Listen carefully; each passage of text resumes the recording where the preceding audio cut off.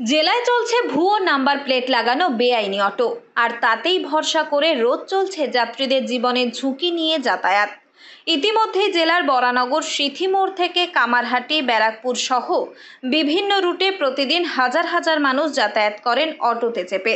কিন্তু অনেকেই জানেন না, এই অটোগুলির মধ্যে বহু গাড়ির নাম্বার প্লেটই আসল নয়। নামে অটো হলেও আসলে সেগুলি হয়তো সরকারি খাতায় বাস, পিকআপ ভ্যান কিংবা গুডস ভেহিকেল হিসেবে নথিভুক্ত। দেখুন, ওই আরটিও লেভেলে, বারাসাত আরটিও লেভেলেও বেশ কিছু অটো আছে, সংখ্যাটা আমি নির্দিষ্ট করে বলতে পারছি না।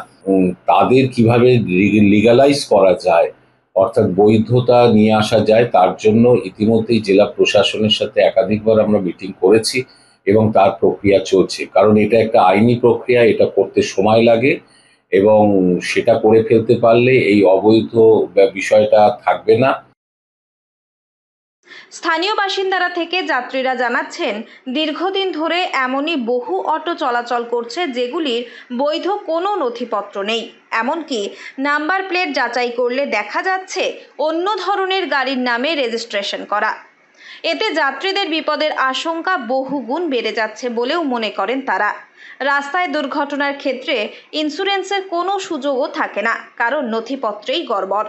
যাত্রীদের অনেকেই বলছেন, এই বেআইনি অটোগুলির পেছনে রয়েছে এলাকার কিছু প্রভাবশালী রাজনৈতিক মহলের হাত। সেখান থেকেই বিভিন্ন রুটের অটো চালকদের থেকে তোলা হয় টাকাও। তার ফলে বৈধ কাগজপত্র না থাকলেও প্রশাসনের নাকের ডগায় নির্ভয়ে চলছে যাত্রী পরিষেবায় এই ব্যবস্থা। এ বিষয়ে রাজ্যের পরিবহন মন্ত্রী স্নেহাশিস চক্রবর্তী আগেই স্বীকার করেছেন যে রাজ্যের অনেক জেলাতেই বেআইনি অটো চলছে। তবে তিনি এও জানান, এই পেশার সঙ্গে বহু গরিব মানুষ যুক্ত। তাই আইন মেনে কিভাবে এদের বৈধতা দেওয়া যায় তা নিয়ে জেলা প্রশাসনের সঙ্গে আলোচনা চলছে।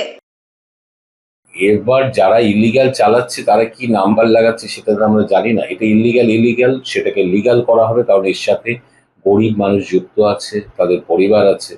একজন গরিব মানুষের কি জীবিকাচ্যুত করা তো আমাদের উদ্দেশ্য নয়, কিন্তু তাকে একটা ডিসিপ্লিনের মধ্যে, একটা আইনের মধ্যে আসতে হবে। সেই কাজটা আমরা শুরু করেছি, আশা করছি আগামী দিনের মধ্যে করে ফেলতে পারবো খুব অল্প সময়ের মধ্যে। তবে প্রশাসনিক তরফে যতই আশ্বাস দেওয়া হোক না কেন, যতদিন না ভুয়ো নাম্বার প্লেট লাগানো বেআইনি যান চলাচলের বিরুদ্ধে কার্যকর পদক্ষেপ নেওয়া হচ্ছে, ততদিন সাধারণ যাত্রীদের সুরক্ষা থাকছে প্রশ্নচিহ্নের মুখেই। উত্তর 24 পরগনা থেকে রুদ্র নারায়ণ রায়ের রিপোর্ট, লোকাল 18 বাংলা।